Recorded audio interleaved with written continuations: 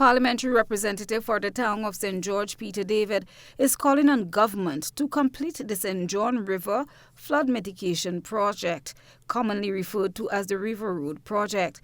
The Member of Parliament pointed to two main factors which he believes have contributed to the volume of water that has flooded the roadways.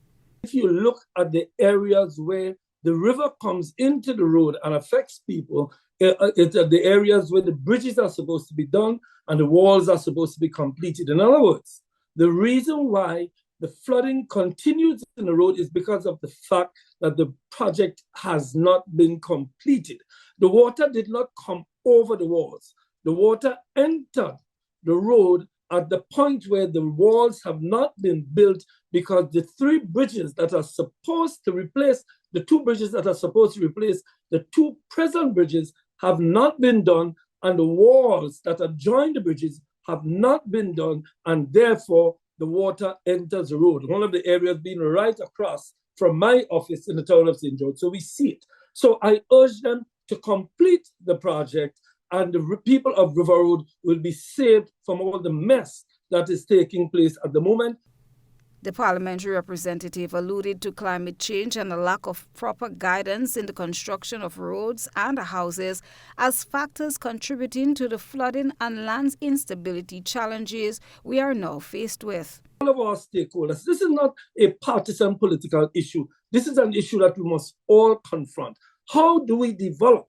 How do we get more cars on the road, more trucks on the road, more people, more houses, and all of that, at the same time mitigating the consequences of that when it comes to our natural environment? So in our building with our physical planning unit and with all of the people involved, as we develop as a nation, as we build more houses, as we bring more cars, as we bring more trucks, as we build more concrete drains rather than callaloo drains, we must look at the possible consequences, bearing in mind the effects of climate change, which is rare, that there's going to be much more of this happening. So making a statement which calls on the government certainly to address it, but calls on everybody involved.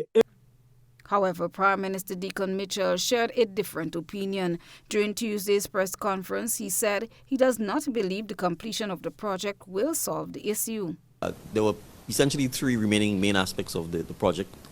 The two bridges, which is the Humpback Bridge and the bridge located to Steele's Auto Supplies, which have to be constructed anew, and then the entire road was required to be paved. I'll be honest with you, in light of what I've seen, I don't know that merely having two new bridges and repaving the road is going to address the flooding that we're facing at River Road. And I don't know that building a 200-foot wall or 10-foot wall will address it. So it's clear from where I sit that I think we are going to have to get a flood mitigation expert to review all of this and to provide further guidance. Obviously, Chief Technical Officer in the Ministry of Infrastructure, Kevin Blash, provided some details about what's left of the River Road project. So essentially, as Prime Minister would have indicated, we have 3 outstanding packages to be done. We would have done some revisions in terms of the proposed design, but now, given the volume of rainfall that we've experienced, we may have to, in a second phase to these final packages, do some additional work upstream of the river. The intended plan, especially closest to the stadium, is to create a new humpback bridge.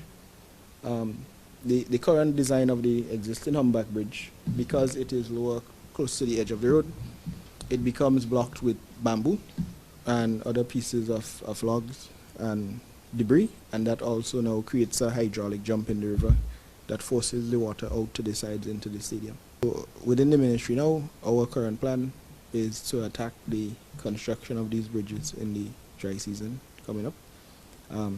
If we do have a dry season. Christina John, GBN News.